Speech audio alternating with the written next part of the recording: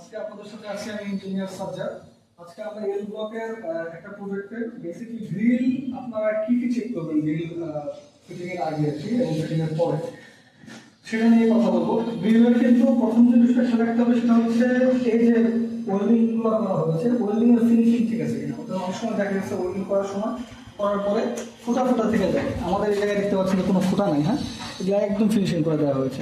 দেখতে পাচ্ছেন ওয়েল্ডিং এর ফুটা থাকা যাবে না এবং প্রপারলি ওয়েল্ডিং করতে হবে, টানা ওয়েল্ডিং। অনেকে আসলে স্পট ওয়েল্ডিং করে, কিন্তু আমাদের ক্ষেত্রে কিন্তু স্পট ওয়েল্ডিং আমরা কখনো অ্যালাউ করি না। টানা ওয়েল্ডিং করতে হবে এবং এটার যে ফুটাগুলো থাকবে ফুটাগুলো ভেঙে দিতে হবে।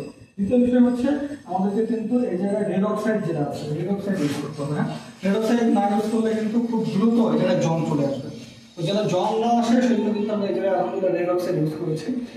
এবং এই জায়গায় কিন্তু ডায়াগোনাল যেটা আছে, অর্থাৎ ডায়াগোনাল কাকে বলে, অর্থাৎ ওই কর্নার থেকে এই কর্নার এটা হচ্ছে মেজারমেন্টে থাকবে এবং এই কর্নার থেকে এই কর্নার এটা মেজারমেন্ট একদম সেম টু সেম থাকবে। আমরা কিছুক্ষণ আগে ঠিক মেজারমেন্ট করেছি, আলহামদুলিল্লাহ আমাদের কিন্তু ডায়াগোনাল ঠিক আছে। ঠিক আছে, ডায়াগোনালটা মেজারমেন্ট অবশ্যই ঠিক রাখতে হবে। ডায়াগোনালটা কেন ঠিক রাখতে হবে? যদি ডায়াগোনালটা ঠিক না রাখেন, যখন আপনি এটা কোনো গ্রিলটা যখন ফিক্স করবেন তখন কিন্তু একটু বাঁকা দেখা যাবে। ডায়াগোনাল কিন্তু কম বেশি হয় বাঁকা দেখা যাবে। যখন দূর থেকে আপনি তাকাবেন দেখা যাবে অ্যালাইনমেন্ট ঠিক নেই।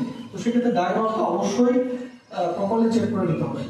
আরেকটা বিষয় খেয়াল রাখতে হবে সেটা হচ্ছে শল দিয়ে এই জায়গা থেকে শল দিয়ে কিন্তু মাপতে হবে যে এটার যে ভার্টিক্যালিটিটা ঠিক আছে। ভার্টিক্যালিটিটা যদি ঠিক না থাকে তাহলে কিন্তু অনেক সময় হয় কি একটা অংশ বাইরে চলে আসে, ভিতরে চলে আসে, একটা অংশ বাইরে চলে যায়, অথবা একটা কর্নার ভিতরের দিকে চলে যায়, বাইরে চলে আসে। এটা কিন্তু অ্যালাইনমেন্ট ঠিক থাকে না এবং ভার্টিক্যালিটি ঠিক থাকে না। ঠিক আছে, আরেকটা বিষয় খেয়াল রাখতে হবে সেটা হচ্ছে যখন আপনার এটা ফিক্স করা হয়ে যাবে এরপরে কিন্তু অনেক সময় মর্টারের মোটা অংশ থাকে, সেই মর্টারের অংশগুলো কিন্তু বাড়ি দিয়ে পরিষ্কার করে দিতে হবে।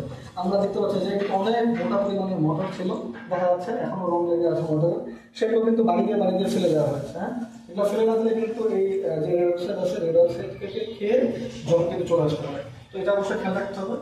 এবং সবচেয়ে বড় বিষয় যেটা সেটা হচ্ছে বৃষ্টির সময় বৃষ্টির জন্য ছিটা ভিতর দিকে না আসে সেজন্য কিন্তু অবশ্যই বিট দিতে হবে। হ্যাঁ, বিটটা মিনিমাম 1/2 ইঞ্চি হতেই হবে, মিনিমাম 1/2 ইঞ্চি বিট দিতে হবে। আমরা দেখেন এখানে খুব সুন্দর একটা বিটের ফিনিশিং নিয়ে এসেছি।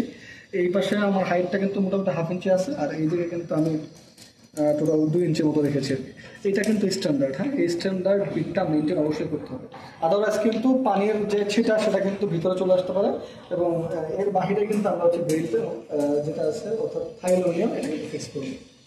ঠিক আছে, আজকে এই পর্যন্তই। পরবর্তীতে আমরা অন্য কোনো ভিডিও নিয়ে অন্য কোনো দিন কথা বলবো। ভালো থাকবেন, সুস্থ থাকবেন, আসসালামু আলাইকুম।